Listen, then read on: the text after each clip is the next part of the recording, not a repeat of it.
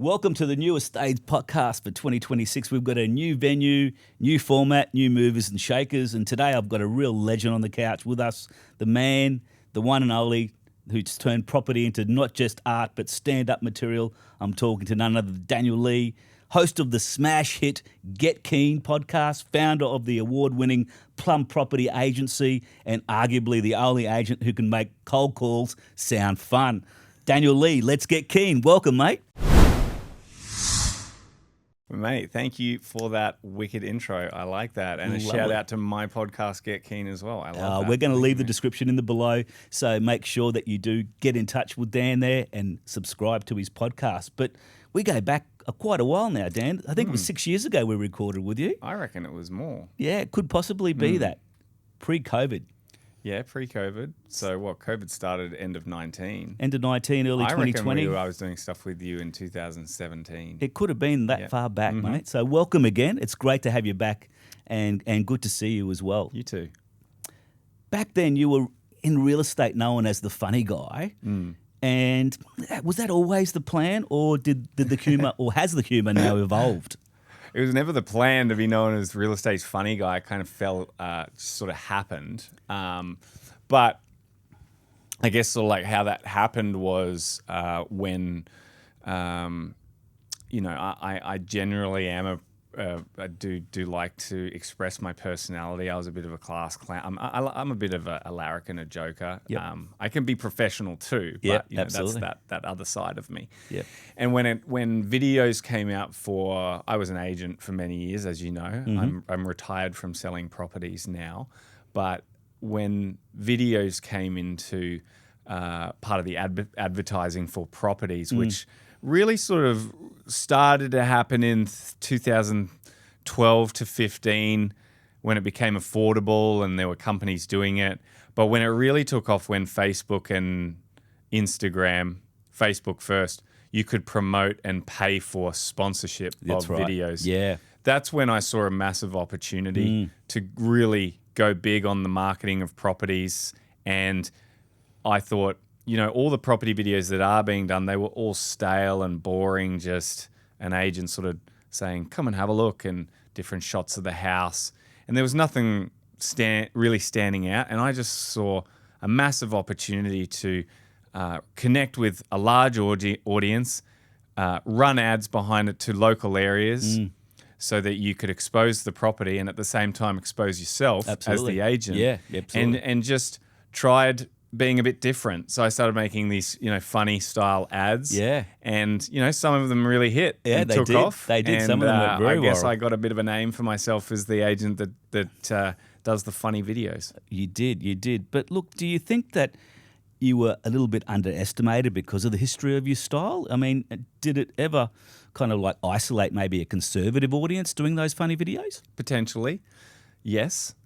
I am sure that my style probably turned a certain type of clientele away from me. However, it also turned a certain type of clientele towards me. Absolutely. And the way I saw it was you can't win every listing. You can't win over every personality. The pie's big enough for everyone that is a hard worker. And I just knew that there was plenty of people that did like what I did. Yes. And I won a lot of business because of it. So if I lost some because of it as well, then so be it. Yeah, well, it was super intelligent, I think, because you needed to break through that noise as well. And there was a heck of a lot of noise happening in our industry. There's a lot of competition. So you probably added a lot of uniqueness, I dare say, by doing what you were doing. Oh, for sure. And it was something that hadn't been done before. I mean, it's been done to death now, and I wasn't the only guy to do funny style videos, but I guess I was probably one of the first ones. And, doing one with multiple jokes throughout, stories throughout the whole thing. Yes. And I think it opened up. I actually think it encouraged a lot of agents to sort of show their real personalities themselves. Like they got encouraged. This guy does it. Why can't I? And we started to see more and more agents try different styles, which was really cool. Yeah. I felt like I had a bit of an influence on that happening. Oh, you did. And, you Absolutely. know, like agents would contact me and say, oh, mate, I've been watching your videos for a year. What do you think of this one? And, you know, I tried something. And I thought that was really cool. Absolutely. You certainly set a benchmark there. I know you have a lot of passion for the industry. And when I reached out a while back now, you were super generous with your time. And I sincerely kind of like was so stoked to get you on our kind of videos and our YouTube clips, and obviously also our educational material. I know that you're very driven in regards to, you know, changing that content for the industry and kind of like bringing in new people. Can I ask, what do you see a lot of the biggest mistakes a lot of the new agents are making out there? Because we get a lot of grads through our business, through our institute, and we're obviously seeing a lot of people mimicking. We're obviously seeing a lot of people trying to be something maybe they're not there. What's a little bit of, I suppose, a mistake that you're seeing a lot of these new people are making? Probably, I mean, it's been around for a while, but I think the biggest mistake for agents that are new are not having patience and believing in the process for long enough. Yeah. We live in a world where people want to be rewarded for everything that they do immediately, and real estate's just not one of those industries where you're going to get rewarded immediately. Absolutely, yeah. It's a delayed gratification process where the hard work you do today, the good deeds, the information you give, the service you give today doesn't pay off tomorrow. No. The listing you get for something you did something for someone today, that listing you might get in 6 months' time. Yeah, certainly. And that's really hard when you're brand new because you're, you know, looking at all the people that are getting listings who you think, how can this person be doing better than me? Or why am I not getting these opportunities? But you don't know that that person's already been through years of doing certain things to get the opportunities they have now. So I think it's just really understanding that when you first start, no one knows you. You have no name for yourself. And potential clients do not want to sell with someone that doesn't have a track record. It just doesn't make them feel comfortable. So you have to do a lot of good deeds. You have to put yourself out there. You have to work really hard. Definitely. You're going to lose a lot in the beginning because you have no profile. So not only is it difficult in the start that you're not going to get a lot of opportunities because you don't have any profile and you're still building a database, but you're also going to lose more because when you do get an opportunity and you're up against a more experienced agent with a bigger profile, it's harder to win. Absolutely. So opportunities are fewer. You're going to lose more. So it makes that first part of real estate, that first year or two, extremely difficult. You know, I think it's actually easier for young people that live at home and don't have, you know, as many responsibilities. They should really go hard and try and make it work because it's much harder for a 40-year-old that's starting and may have a child or two to look after. No, but it's usually the 40-year-olds that end up making it because they've got they've got something to lose. There's no plan B for them. There's no safety net. Whereas the young people, they come in, they're still living at home. They don't have huge expenses, so they give it a go for 3 months or so and go, oh, I'm not earning 500 grand yet. I'm out. Yes, exactly. Because look, it is a world that they see a lot of these young people too. The flashy offices, the big billboards. You know, you've doubled down on personality driven content, and that's a genius strategy. But do you think that was also a gamble on your professional reputation? Do you mean when I was doing the property videos? When you were doing the videos, what you're doing now, you know, you're obviously stopping selling now and you're promoting Plum Partners a lot in your business now. That's right. And I've seen that an evolutionary change from where you've come from over, you know, consecutive years. I've kind of followed you closely, as you know. But has there been that kind of like deliberate change? Why aren't you selling anymore? Yeah, it was a deliberate change and it was a huge gamble. So basically, I started Plum Property in 2016. Very small business with me and Dylan, my business partner. He was in charge of building the rent roll. I was in charge of making sales and bringing in the majority of the income. That's right, yeah. And then we grew the business to, you know, I was very fortunate to recruit other great salespeople. We built the business to a point in 2022. It had been going for 7 years. And I really, at that stage, had been doing sales for almost 16 years. Wow. as a selling principle, which is very hardcore and demanding. If you have a large business, you're looking after agents, you're trying to recruit, Yes. you're trying to do training and mentoring and grow the business, and you're also trying to make a couple of $1 million in revenue yourself. Yeah. You know, it just got to a point with me where I'd kind of had enough of that lifestyle, and I also knew that I wanted to be a father, and if I didn't make a change, I could see myself getting stuck in that lifestyle forever. Okay. And so it was a bit of a lifestyle choice. I had to go, I need to somehow build a way out of this for myself. So I made a very strategic decision at that point to appoint one of my associates. I had a team of 4 at that time as a selling principal for my little sales pod. And I appointed one of them to be the lead agent on my team. Wow. So I basically stepped down from being the leader of my own team to being the sales associate, Wow. helping and put every listing that we got in the name of one of my other guys. And he's now a great. I did that because I knew he had the talent to close and to take my team forward. I was going to say it must have been a very calculated risk. It was a calculated risk with the right person. Sure. And it paid off. We made a 3-year deal that over those 3 years I would help to build him up and build a team around him. Fantastic. And then he would take on that team from that point, and his commissions would increase to very generous point that they're at now. Can I ask, how did he take that when you gave him that news initially? Because I can imagine an associate going into, you've got this massive reputation in the industry. You're doing massive sales, bringing in, probably a 7-figure GCI. And here is the associate now going, here's the keys to the castle. Yeah. How'd that go down? Yeah, well, he was quite chuffed. He took the opportunity, said, "Yep, I'll do it. I'll take it." Yeah. I was What glad, an opportunity. Glad that he took it. Yeah. And it's worked out really well for both of us. Yeah, it was a good 2-way deal. Yep. Because I needed someone to take my team. Yes. And not lose all the database and all the listings that were coming in from everything I'd done. Yep. And he got, basically fast-tracked to a position that would take a great agent, probably an extra 4 or 5 years to get to where he is today.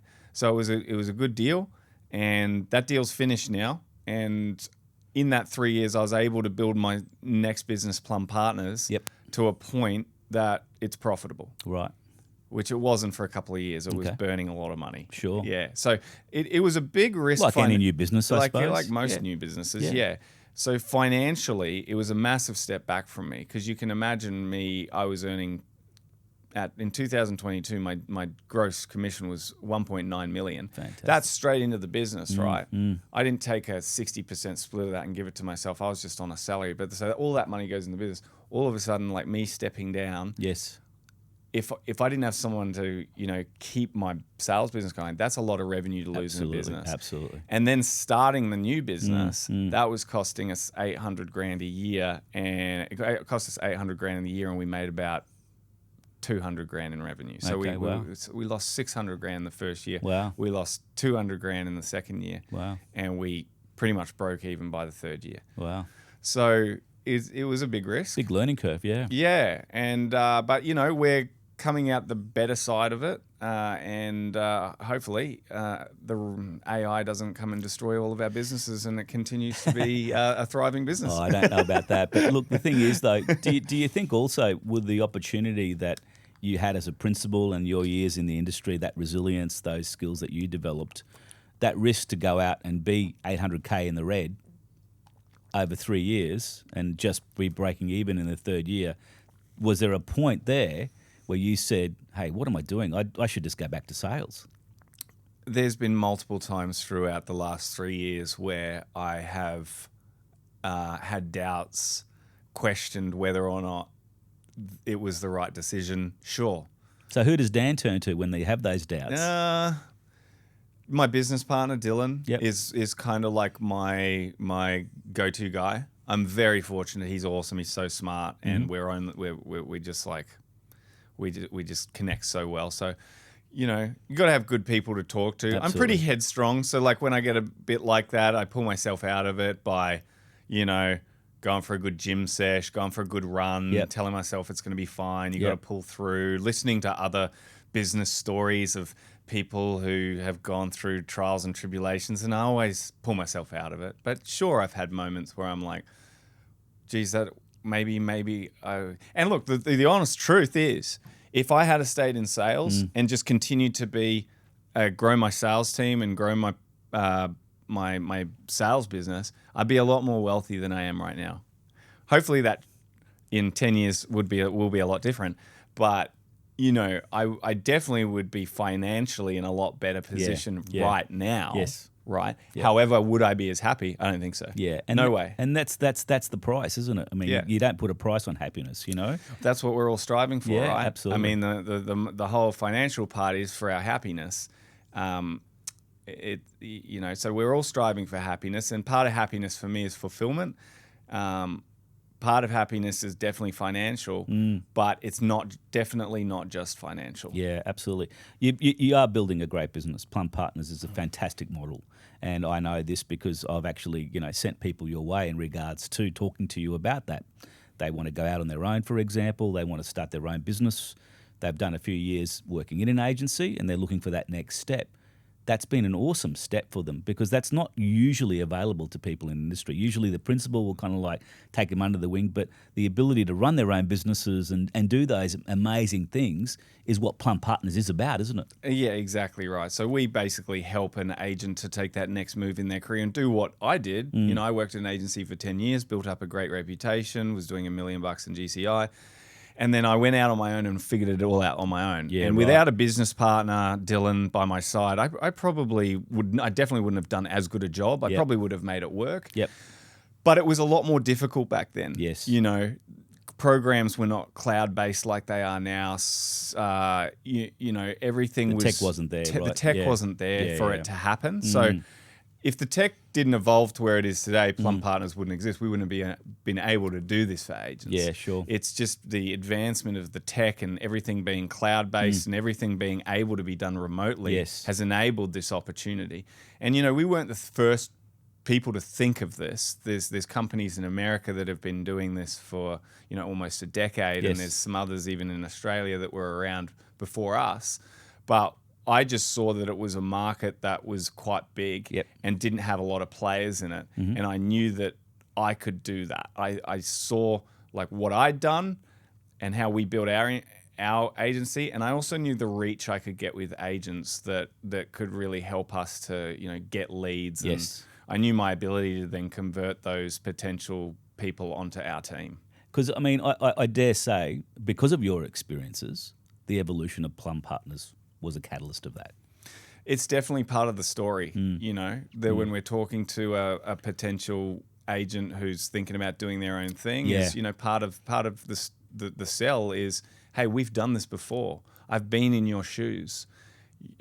I've started my own agency out of my own apartment and grown it to this. Wow, yeah. And we've got the blueprint, we'll give you the advice. We'll be here to hold your hand, and my whole team's going to assist you in every back part of that. That's and priceless, it's just, it's a really, it's a compelling story. It's a compelling part of why you would go with Plum Partners. Do you miss the sales?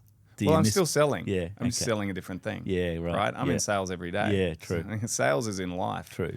Yeah, so do I miss selling houses? Look, not really, because I have plenty of sales to do now. Yep. My sales now are, I'd say, even more fun. Yeah.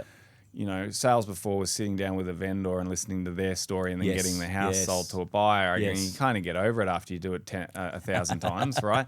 Now my sale is I'm talking to people who want to go on the same journey as me, and me really diving deep into their wants and needs and lifestyle they want to achieve, and showing them how the product that we've built can help them to get towards their strategic long-term goals.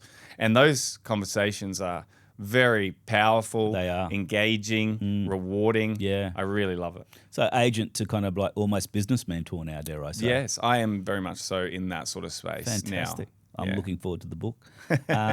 You've been dubbed a marketing trailblazer too. Do you think that most agents secretly hate you for making it look so fun and natural as well? Because I've seen the podcast. Who's called me a trailblazer? Oh, I am. Yeah, okay. Hands on heart. You have. All right, cool. So Victor's called me a trailblazer. So the question That's was, big news, mate. It That's big is, mate. news. I love that. The question was, do you think other agents secretly hate me? Yeah, well, I hate you for making it so fun, and you are naturally gifted behind the camera. Thank you. You know, and you're articulate. You know, you're well spoken. You're an actor as well. So I know in a past life, you know, you used to look at that. No, I wasn't. I was never an actor. Well, I saw you in those videos, Yeah, but I thought, you know, you were pretty natural when it came to kind of like, you know, selling the product and so forth. Do you think that's contributed to your success today? Well, yeah. Wait, there's two questions there. Do you think agents hate me because of it, or which one? Yeah, because you make it look so natural. I mean, a lot of people come to me and they say, Victor, do I need to be an extrovert to be a good agent? Yeah, well, it helps, but it's not necessary. So, look, I'll answer the first part of the question, which is, do I think that some agents hate me? Sure. Yes, I do. Well, I mean, hate, they probably just don't like my style. Yeah. Hate's a strong word, I suppose. It's and it's probably, you know, it's easy to judge someone when all you see is something about them on social media, and it's easy to put them in a category of, oh, he's a bit of a dick. I don't like the way he does things. I just don't like him. I mean, I'm guilty of doing things like that, so I'm sure there's heaps of people like that. You know, Yeah. I'm sure there's lots of agents that don't like me because they can't do what I do. True. But that's okay. You know, I'm totally fine with that. That does not bother me whatsoever. The second part of the question is, You make it look so fun and look so natural too. Where's that come from? a lot of time in front of the camera does help. I wasn't always this natural in front of the camera.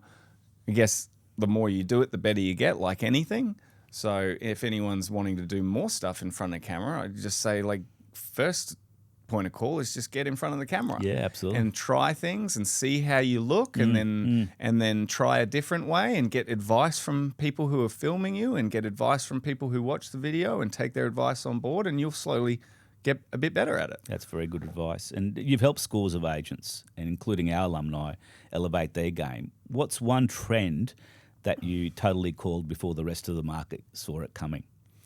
A trend that I called before everyone else? Okay. Well, geez, that's a good one, mate. Well, I'd have to say the property videos, Yeah, right? yeah. That's a trend that I called. I was like, this is going to be big. I was hoping folks he would say that. There's an opportunity here to expose our properties differently to a large local audience. And this is the great thing about property videos, right? With an agent, you got a property. Who do you want to expose that to? Everyone in the whole city? No. Pointless, right? And expensive. You can't, you know, if you put a budget down on Facebook, you get options of who you want to expose the ad or the post to, right? Absolutely, yeah. You can go location, demographic, and things like that. So if you're an agent in an area, you've got a property in an area, who do you want to show that property video to? All the people in that area. And you can do that with Facebook. Absolutely. And you can go, all right, post it to that suburb, everyone over Correct. 18, because they're most likely the people who can afford a home. Yeah. I don't want to waste it sending it to 16-year-olds. I don't want to waste it on people outside of this suburb. I want owners of properties and potential buyers in this area to see it. Yep. And so you can pay the budget to get that, right? Absolutely, yep. And for real estate, that is so valuable. Like, you think about an accountant who wants to drum up some business, right? Do you ever see an accountant's ad on Facebook? No. Never. No. Do you ever see like a plumber's ad, or like other you know, a lawyer's Very ad? rarely. You never Very see rarely, them, right? yeah. You know why? It's too expensive. Yeah. It doesn't work because they don't care where their clients come from. Does a lawyer care if you live in Springwood or Kenmore? No. You're going to come to his office, speak to him over the phone, speak to him on Zoom, whatever your case is, he'll take it. Yeah, right? absolutely. He's not like, oh, sorry, I don't service people who live in Springwood. Yeah, right? absolutely. So if a lawyer wants to do an ad, who are they going to target? It's not specific enough. Yeah, exactly. Right? Yep. So that, like, you can't just target a whole city; it'll cost you millions of dollars. So with real estate, we're very blessed and fortunate to be able to go, well, I just want to post this ad about this property and just target the local area and get it in front of all these people, and it'll even tell you, oh yeah, that'll cost you about $300. Oh sweet, I'll put $1,000 behind it and hit them great 3 tool, times. isn't it? Yeah. It's a great tool, And geographically you can hone in as well. Yeah, and for real estate, that's so important. It is so very important. And I don't think enough agents actually realize the potential of that. No. Speaking of agents as well, real estate attracts a lot of people wanting to make it big. And real estate has never been as popular as it is now. Property has never been as popular as it is now. And they're expecting to see flexible hours and fast money. But what's the truth that you wish everyone knew before they kind of signed up? It's not, well, you can say it's flexible hours, but it's a lot of hours. But that's the myth out there, right? Well, I mean, it's flexible in that you can arrange appointments around your own schedule, but it doesn't mean you have to work less, Yep. right? Yep. So flexible, yeah, it's not 9 to... Flexible just means that, I could be working till 9 instead of working till 5 today, right? Non-flexible hours means you work 9 to 5 for a business. You don't work 9 to 5 in real estate. And yeah, you could go for a massage at 3 o'clock if you want, but it doesn't matter. You have to work more than everyone else if you're going to earn more. Yeah, true. So the hours aren't less, but yes, they may be flexible. The other part of the question was, is fast money? Yeah, fast money. People think it's an easy gig and it's an easy way to make coin, you know? Yeah, they think that till they're in it, but they don't understand that, people from the outside, and the problem is these TV shows haven't helped at all. There's The Lux listings and Lux so forth. listings, Yeah. and Yeah. and not probably the American ones are worse. Selling Sunset and all this. With the hot birds and the fast cars, and they're showing how much commission on each deal, and you don't know the behind the scenes bullshit. It's all bullshit. Yeah. It's all total cock and bullshit, right? It's not the reality of what real estate is, and until you're in real estate, you won't know that. But if you're on the outside looking at real estate, you think, you get a listing, and then you'd sell it in a couple of weeks, and you earn 25 grand from $1 million sale. Oh, that's so easy. You don't understand the time. They don't understand the time that it took, and the work and effort and relationship building that it took to get that listing. True. That's the bit you don't see. Correct. To get the opportunity and to win that listing with that client, that's the real sale in real estate. Absolutely. The sale is not the house. The sale is selling to the client your services and them agreeing that you're the best agent to get them the best price for their property and them signing that agreement with you to be their agent. That is the sale. And that sale can take years. Absolutely. The sale of the house might take 3 or 4 weeks. Yes. But the sale of your services can take many, many years. And that brings me to that question that you talk about there, just on that point there. Sorry just to interrupt you there. I love the point that you just made about the relationship, because I tell my students constantly, we're not in the business of selling houses. We're in the business of building relationships. Yeah. And that's the secret sauce, really. That is the secret sauce. And I'm seeing that a lot more now, that a lot of people are struggling to do that, because there are many agents out there who shall remain nameless, but are very transactional and are going from one to the other, and there is no relationship.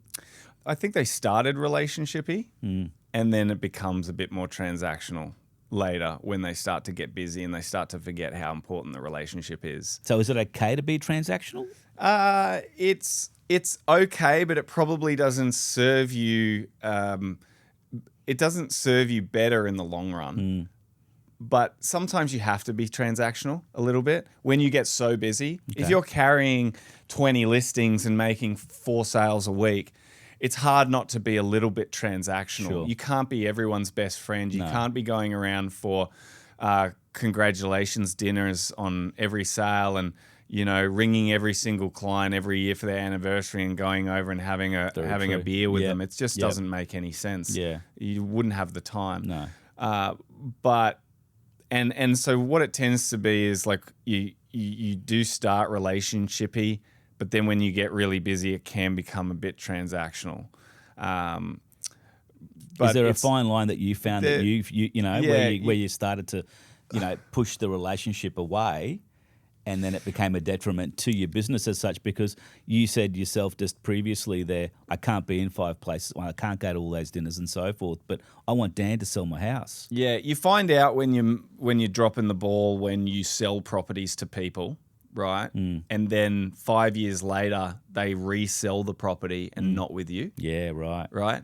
And you go, what the hell? Yeah. Like I did such a good, I was so helpful to them. Yeah, I got yeah. and I gave them a big settlement gift, and and then they didn't sell with me 5 years later. They sold with my competitor. Why? Well, you dropped the relationship. That's Right. why. And that's always what it was. Yeah, right. And I never called them back enough. Gave them an obligation update, Yep. obligation-free update on their property, or went round even once every couple of years just to, Say good day. yeah. That's sometimes, or most of the time, all it takes to reestablish the connection. Do you think that's a And- big mistake though for a lot of agents? Oh, huge! It was a massive one for me. It took one of the biggest regrets I have Wow. in real estate was not maintaining relationships of the buyers that bought my properties. Okay. I just expected them to, when they sell one day, they'll come back to me. And Okay. a lot of them didn't, because I just got too busy and Yeah, was onto the next sale, onto the next sale, Sure, onto the next sure. sale. And, some of them came back Yep. because they remembered that. And I would always treat my buyers really well and make sure everyone had a good experience with me as best as I could, and Yep. honest advice, But the relationship means so much, right? They genuinely, if people like you, and this is a worldwide known fact, people want to work with people that they know, like, and trust, right? So even though they might have trusted me, potentially, maybe they lost their like for me and their knowing of me because I dropped that relationship. So trust is a huge theme in real estate, and how much of the industry's reputation problem, I suppose, or stigma is self-inflicted, do you think? I mean, what responsibility do agents, have to change for that public perception to change about them? Because, I know I'm at a dinner, and as soon as it kind of comes around the table, what do? And you say property, and it's like, oh, wow, and it's like there's this big kind of like mask on my face going, oh, it's easy and everyone can do it. And, and why there's a stigma, isn't there? There is a bit of a stigma, yeah. I think there's a stigma in maybe people think it's easy. There's also a stigma that real estate agents are kind of greedy, arrogant, egotistical, that kind of stuff. So when you're faced with that, what do you say? Well, I'm sure people have come up to you and said, you're a real estate agent. yeah, there's bad eggs in every industry. It doesn't really bother me because, if people want to label me something because of an industry stigma, then, I can't really control that. What I can control is how I react, how I behave, how people that I interact with think of me. And at the end of the day, that's all that really matters. Do you think you have to have a thick skin to be in real estate? Yes, definitely. You're going to cop a lot of rejection. You're going to cop a lot of heartbreak. Yep. Clients that you think did you wrong. You going out of your way for people massively, and then them just, turning around and giving business to someone else. Breaking your heart. Yeah, breaking your heart, and not in a massive way, not enough to make you cry, but enough to make you go, have a really bad day. Yeah, absolutely. You're gonna cop angry customers. You cop a lot of people that don't like agents, so they, speak down to you, or they, just the way they talk to you is disrespectful. Things like that. So there's all that kind of stuff that you have to deal with. And in the beginning, when you've got no listings and you're just trying to chase appraisals and appointments to get to know people, you can get knocked down a lot. People just, you're going to be doing a lot of cold calling and door knocking, and you'll come across some grumpy people doing that Absolutely. that make you feel pretty, that make you feel pretty bad about what you're doing. Yeah. And you're not making any money while you're doing that either, so it makes it even harder. Absolutely, right? it does. Yeah. So yeah, you got to have thick skin, absolutely, because it is an emotional job. It's Yeah. very emotional. You're Very much dealing so. with people's emotions, Yes, indeed. right? A lot. I mean, in some ways, you're a counselor, counseling people through the sale of their property, because every seller's got a high expectation for their home. Every buyer wants to buy it for as cheap as possible. Yeah. You're there to facilitate that and try and help buyers and sellers find a middle ground and secure the deal. So you're emotionally walking sellers and educating them through this process, and the buyers as well. Indeed. And they can get very stressed and very emotional, and they can take a lot of that frustration and emotion out on you. And your job as the agent is to sit there and cop it, Yeah. and understand that this is emotional for them. And my job is to Absolutely. help them to get to And that's hard to do, Jimmy, for that some can be people, hard right? to do. I mean, that actually emotional burns a roller lot of coaster. agents Yeah, out. absolutely. It does. I see that a lot. I counsel a lot of people myself on it, People come to us constantly, alumni who have been disappointed and who have, don't suffer that rejection quite well. How am I going to cope with this? Is this going to be something that I have to get used to? And I kind of say, well, unfortunately, it is. Yeah, unfortunately, yes. And look, that's why real estate agents who are really busy copping a lot of that, they get paid a lot. That's right, yeah. So I don't feel sorry for That's them. the compensation, That's right? the compensation. It is a very taxing job. If you're at the peak of your game and if you ever go through a moment where you have like 5 terrible sellers at one time, that is punishing. Absolutely. It can be just absolutely draining. Yeah. And I've seen some of my top agents in my agency. We're talking about grown 50-year-old adults earning a couple of $1 million a year. I've seen them almost quit and say, I've just had enough. Wow. And from an outsider looking at what these people earn, you'd be like, shut up, pussy. Yeah, Look yeah. how much you're earning. But these people, like, they are... it's that taxing on them emotionally, Wow, yeah. how they're being, like what they're having to go through to get these properties sold, that they're almost willing to throw in the towel at certain moments. Yeah. Like it can be that draining. It can be. Yeah, I know. but look, if you can get to that point, it's good stress Look, to have. competition's fierce. What advice would you give someone who's just being another agent in the sea of lookalikes? And how do you carve out a real niche that clients, care about?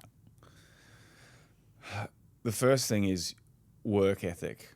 Where you are right now in your job, in your career, in your finances is a direct reflection of your work ethic. If you can't work hard, then don't bother, because there is going to be someone who's going to outwork you. Oh, absolutely. And you have to work hard. You have to be fully dedicated. You have to trust the process. I don't think it's about finding my little special secret sauce, right? This is a tried and tested industry that's been around for thousands of years, right? Back in the caveman days when they were selling holes in a cliff, right? They were still making relationships with each other. I'm sure of it. Just bartering stuff, yeah. I'm sure it was the same. But since I've been in it, it's always been about building relationships, giving to the community, information, constant contacts, constant updates, and eventually that comes back to pay you. And you just have to stick with it. So finding a niche like, I'm going to sell this type of property or I'm going to be this, I mean, you can do that. I don't think that's any sort of silver bullet whatsoever. Okay. It's all about work ethic and focusing your time on the right activities. That's the biggest thing, really, is you get agents and they go into the office and they're at the office for 8 hours and they go home and say, I worked all day today. What did you achieve? Show me what your time on task looked like. What did you allocate your time to today? Because if it was 2 hours looking through realestate.com at what's on the market, 2 hours of preparing a call list that you're going to call later, and then 2 hours designing a brochure that you're going to drop in a few days, and then an hour talking to people around the office, and then an hour listening to some podcast, you didn't do shit. And you might think that That's been a hard day. had Yeah. a big day at Yeah, work because yeah. you did stuff for 8 hours, but you did nothing of value to push your business forward. And that's a fine line for people to hear that kind of stuff too. I mean, I dare say some of your staff, if you had turned around and said, you know, you didn't do too much today, and they explained to you just then what they had done, they might be shocked to hear that. Oh, I'm sure. Yeah, I'm sure a lot of people think that they work hard when they're just keeping busy. Yeah. But they're not actually doing anything that is going to push them towards being successful. None of that stuff that I just mentioned is going to get you any business. I mean, potentially the letterbox drops, but that's very low, Very low, percentage stuff. Absolutely. If you could go back and tell yourself, your younger self, entering into the industry, what's one uncomfortable truth that you would probably kind of like, you know, look in the mirror and say to yourself right now, after what you've seen, what you've done, and you're now stepping into an agency for the first time? Look, I was always really good at the prospecting and relationship building. I knew that I needed to be good at that. So nothing to do with that. I was always very hands-on and worked hard to do that sort of stuff. I would probably say where if I look back, what I could have done better was, you know, really got stuck into the data stuff earlier, collaborated all the you know, email addresses, phone numbers, and use the technology to advertise myself in quicker ways. You know, like that's obvious now. Yeah, yeah. But when it was not so obvious, Right. taking advantage of that earlier. Yeah, right. And I would say to agents now, you know, as we're going into this new era of AI tech Yes. and that kind of thing, not to say like you're still going to have to do the basics, right? Yeah. But there are going to be newer ways and smarter ways to do things quicker and more efficiently. Yeah, right. So there's ways that I could have done things quicker, smarter, more efficiently earlier in my career. Yeah. That could have got me, you know, more listings quicker. Do you think that if you knew what you knew now, your game would have been very different? Yeah, actually, now that I think about it, I would have built a team a lot quicker. I would have invested in myself quicker. I didn't get that advice from my previous employers, which, you know, to their own detriment and mine as well, like they should have because they were older and wiser and they were supposed to be my mentors. Why didn't they, you know, try and build a team around me to Right. give me more support? Yeah. Right. That's what I should have done. I went with just one sales associate for like 7 years, doing about 800,000 in commission. I should have had a team of 4 and pushed to 2 mil GCI and had a clear big team with clear defined roles. And that's, you know, how I've built a lot of the teams in my business now. But I learned later on how to do that. I could have used that advice from someone Yep. or seen that myself, but I just didn't have the experience and sort of the business mind approach at that time to do it. It can be a scary kind of task as well. If you say to a $1 million GCI agent right now, you know, go and hire more staff and go and do that. That's a hard proposition to kind of digest sometimes, isn't it? It is, because they always just look straight at the salary, like, oh, you know, I've got to pay this person, oh, this person, this person. how much is that going to cost? Yeah. 80 grand. Yeah, yeah. Oh, what? Oh, I could use that 80 grand in my bank account. Like, am I really going to get more business paying someone 80 grand to do a bit of admin or whatever for me? I can just do it. Yeah. And so it's easy for them to fall into that trap. And that's kind of what I did. But I just didn't even think of, you know, growing a team and scaling. Yes. I didn't understand like how to scale myself. So that would be like, if I could go back, I know I would have made so much more by scaling my abilities. But that's where Plum Partners comes into play now, right? Yeah, well, I've learned a lot since then. That's me. That's me 20 years ago. So 15 years ago, I was a successful agent, started to become a successful agent. So Plum Partners now, it's a bit different. We're not helping, you know, we're sort of helping agents to, you know, really leave their agency and start their own brand and help them scale their business. Yeah, but we give them all the mentorship around building teams and stuff as well. Do they get access to people like you every day? My Plum partners? Yeah. Yeah, absolutely. Yeah. But I'm basically a coach and mentor for Yeah, them. that's fantastic. So there you go. I'm not plugging Palm Partners here, but I Sure know you are. that. Give it a plug. Why not?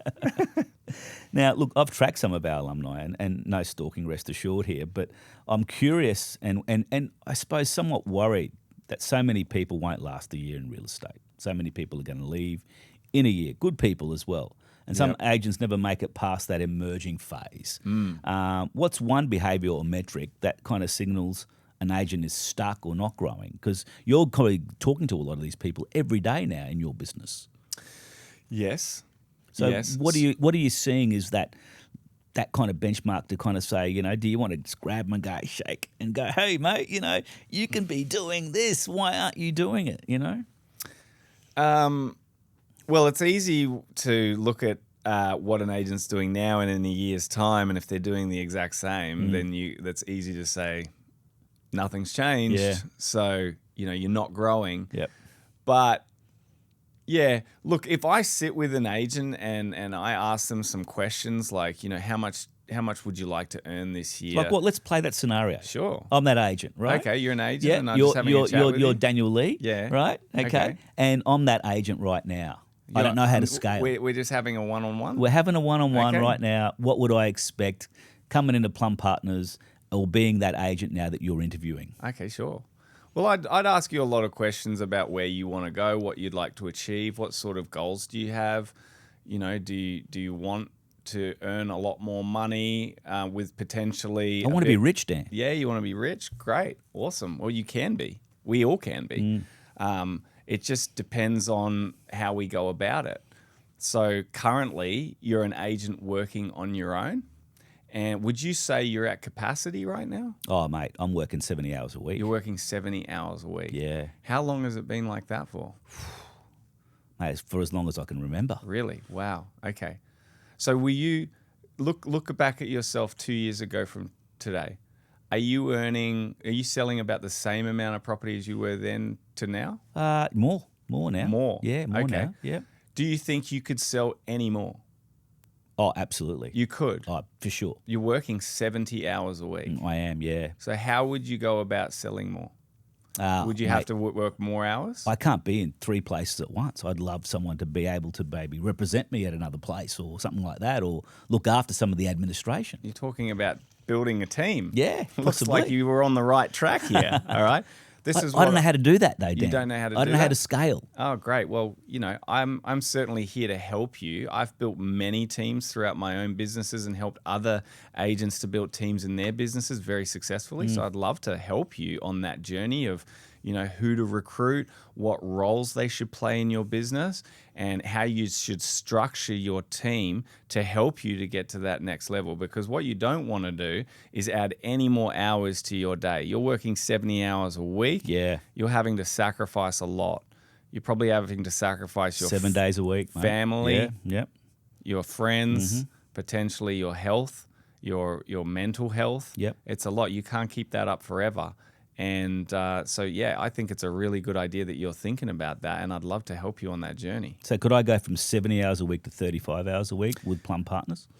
You could certainly reduce your hours. I would never recommend 70 hours to anyone, and it would be... So you've never done a 70-hour week, Dan? I have, yes, and there are times, especially when you start a new business or you're an up-and-coming agent that is building and you're getting super busy and you haven't yet hired anyone else to help, you could get into that, troublesome spot of having to work 70 hours a week. But you don't want that to be your lifestyle long term. Yeah. Like short term sure, okay. But long term, you want to have a work-life balance. Otherwise, you're going to sacrifice areas of your life that are too important. You're going to sacrifice them too much and they're going to break down and you're going to be miserable. Mate, all these people I know in real estate, work-life balance, what the heck's that? No such thing, Dan. Well, I disagree. I think there definitely can be work-life balance. I don't think you ever get it perfect. I think that, we strive to make it as perfect as we can. but it's always something that needs work. No, it's very true. Very true. Thanks for playing. You're I'm not even sure if that's a conversation I actually even have like that, but We were playing with it yeah, a it was little a bit bit there. that was good fun though. I could have that kind of conversation with someone. Well, you may. You may. Looking ahead, though, what's the single biggest disruption you think that will hit the industry? I mean, it's AI, obviously, but Yeah. regulation, tech, or client expectations. How should agents be preparing now, do you think? Yeah, AI is a big one. I mean, regulation is always there, and that's a pain in the ass. And there's more regulation coming in Queensland with these digital ID checks and Yes. everything. Yep. But AI, I think, is going to be the biggest disruptor. I mean, where I can see it going, I genuinely think that as time goes on and AI gets better, it will push more agents out of the market. I don't think that. I think we're relatively safe as an industry in terms of like who's on the chopping block with AI. I think a lot of other jobs at more risk than real estate right now. But eventually, AI is going to be able to be very capable of a lot of things. I mean, I can already see. I'm working with a few AI companies right now that are doing some really cool stuff. You know, as far as answering your phone, answering every question about your listings to a potential buyer or seller in your own voice. Wow. Yeah. And knowing everything about every property that's on the market. It's got all the information in your Hard CRM. to compete with that, isn't it? Yeah. Yeah, well, I mean, it's not hard to compete with the AI on a personal level, though. You can beat them over relationship building, but they can be the givers of information now. And I see it like in a couple of years, an agent, all the CRMs are going to embed AI. You're going to be going to your open homes. You'll meet 30 people. You'll show them through. You'll literally go back to the office and you can get an AI to call all the clients, ask them all the questions you want, find out who's interested, and do all of that nonsense, like some of that, just the colder work or discovering who the interested parties are, and then you just end up calling back the good ones. Yeah. Right? And the AI will get quicker and better at the conversations. It's a bit choppy now, when you're talking to AI, it's a bit delayed and things like that. Yeah. It'll get better and better until it's better at conversation than most humans. But you're right. It will add efficiency. It will add massive efficiencies. And so I think really, really busy agents who have, 2 admin people on their team, if they get really good with the AI admin, they could probably, bring their team down to 1 admin person. So bigger teams or teams will be able to handle more listings. So an agent that is at capacity at 100 with great AI admin help, Working 70 hours a week. yeah, they'll be able to do more. So I think the lead agent role will become more prominent. There'll be less lead agents, but very smaller but very efficient teams with the AI. That's where I see it. Because I have to ask, are you using AI in your business? Yes, I am. I've been playing around with a lot of AI stuff. I mean, not to a super technical. Not asking you to share secrets, of course. I don't even care. I'll share everything. Like I get it to do presentations for me, put trainings together for me. I get it to write emails for me. I mean, you're embracing it. Absolutely. It's amazing. It's just can do so much. It's saving me ample time. Absolutely. Before 2 years ago, I do a training each week online with all of my partners, and I prepare for that. So I'll write notes, and then I would put slides together, and put a bit of a presentation together so I could go through this training. And I would do it all myself, or I would put the notes down, and I would get my EA to run off with the graphic designer, and they would work on this thing, and they would come back and say, "Oh, we've built your presentation for your training."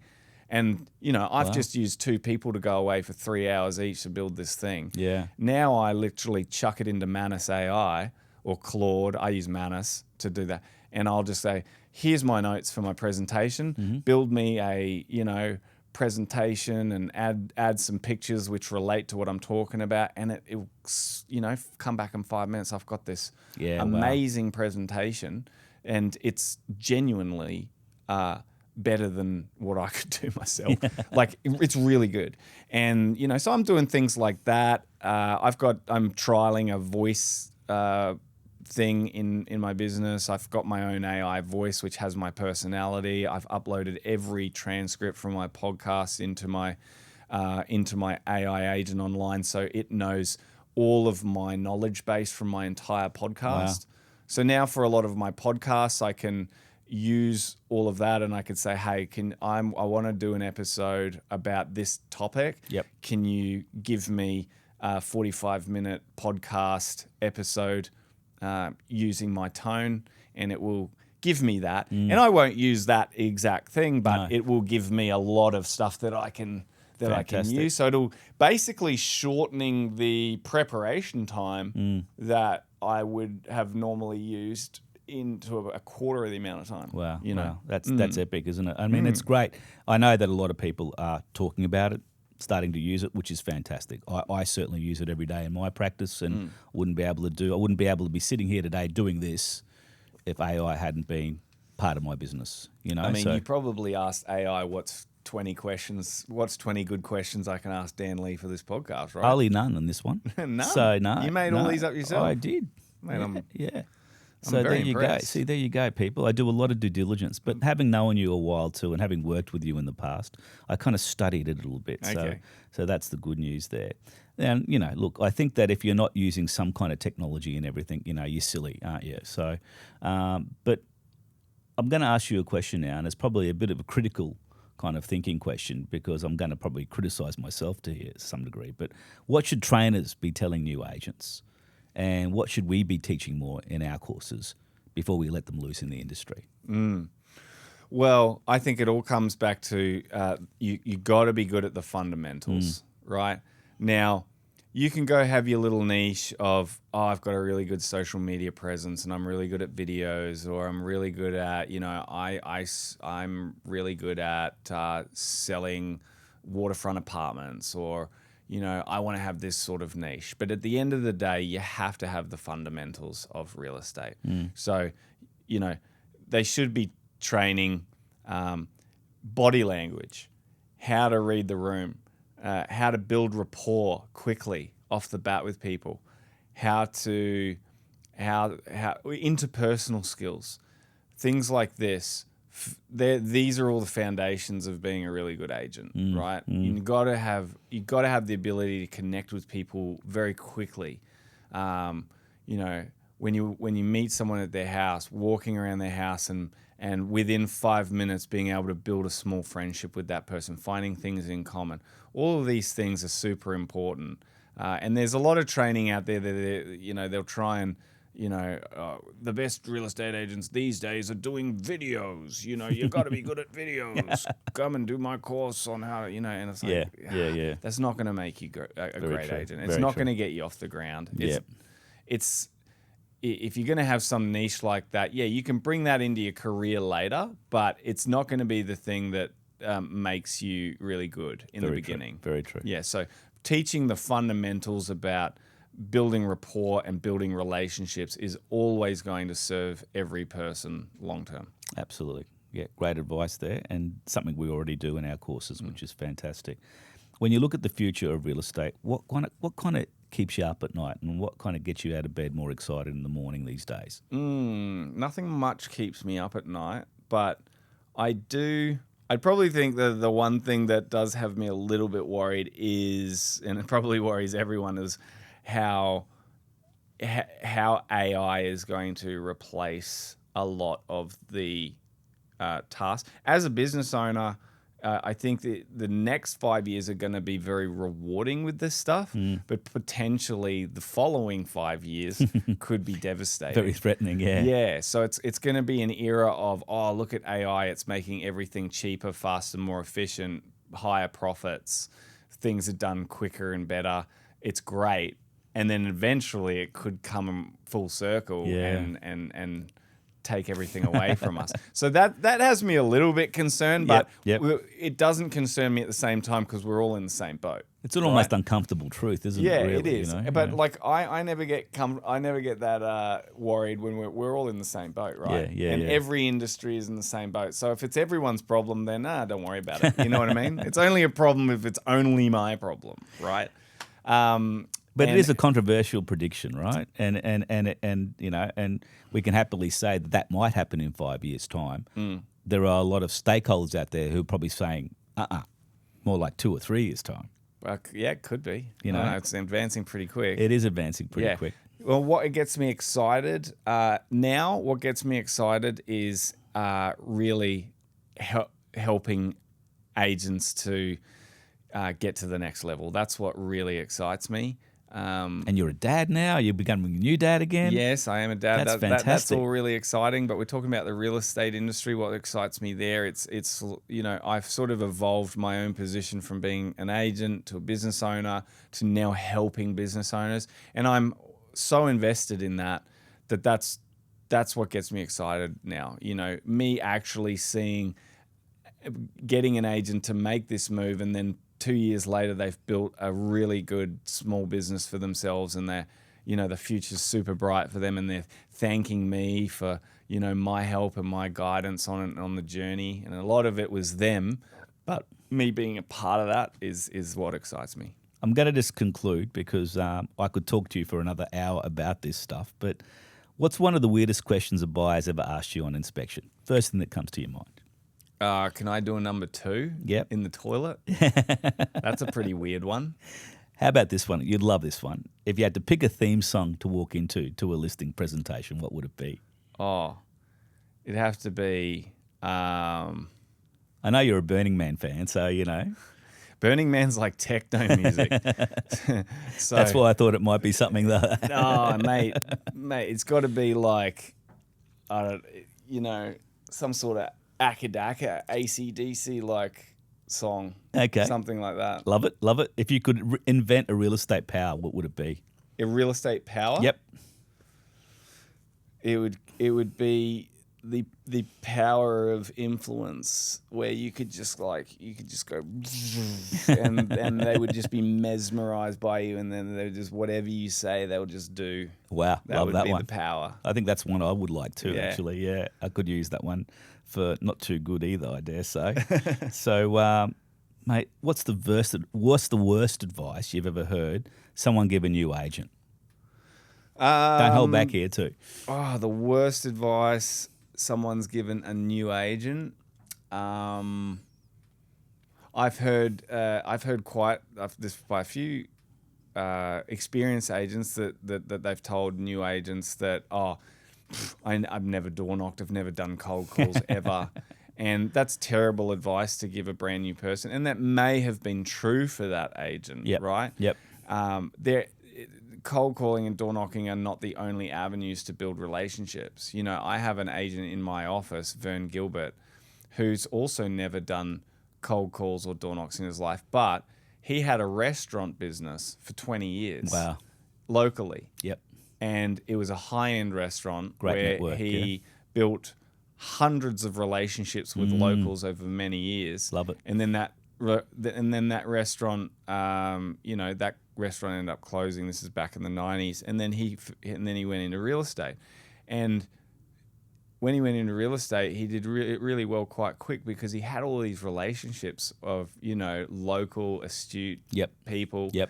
And they loved him. And Great network, and right? he had a great network. Yeah. And so he never door knocked or cold called. Now, he doesn't give the advice to not ever door knock or cold call, but you know, there are agents that maybe fell on their feet in a different way, and so then they say, you know, the other tactics are a waste of time when it's not the truth. No, I love that. And you know, a new agent would love to hear that cold calling is a waste of time because it's not a fun thing to do for a lot of people. Well, I've always enjoyed it. I've always found the fun in it. Ditto. But you know, most people find that to be quite a hard part of the job. It is, and a lot of people try to avoid it wherever they can. Thank you so much today. You've been an absolute legend. And I just want people to know that a lot of these questions weren't delivered to Dan beforehand. He's answered these questions off the cuff today, and he's been brutally honest. And I love your unfiltered genius, mate. I really do. Thank you. And make sure you subscribe to his podcast too, Get Keen. Yes. And we'll leave the details in the description. Also subscribe to us, State of Minds, and I'll make sure that Dan does subscribe today as well. So I'm sure you'll love to see this. And look, if you are wanting to reach out and talk a little bit more about this, or how you could get in touch with Dan, or how to subscribe to his podcasts and his mentoring, Plum Partners, all the rest of it. All the details will be below there. Thanks for tuning in. Until next time, stay curious, stay sharp, and let's get keen. Yeah. Thanks, mate. Thank you.